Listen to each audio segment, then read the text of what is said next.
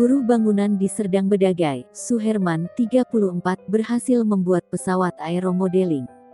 Suherman mengaku sudah mempelajarinya selama setahun melalui tayangan YouTube dan grup Facebook.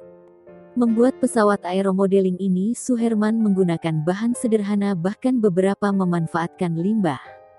Komponen yang ada di dalam pesawat aeromodeling yaitu motor brushless S, dan komponen-komponen ini hampir mirip dengan komponen untuk membuat robotik dan drone.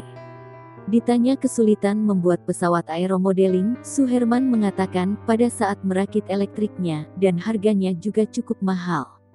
Selain itu, kesulitan lainnya pada saat mencari scale-nya atau bodinya agar kelihatan seperti pesawat aslinya.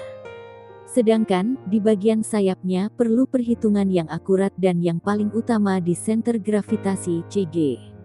Untuk daya tahan baterainya, jika dimainkan secara normal bisa bertahan hingga 7 menit.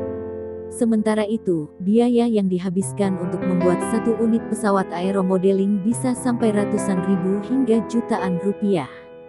Dengan keahlian yang dimiliki Suherman, masyarakat sekitar juga merasa terhibur.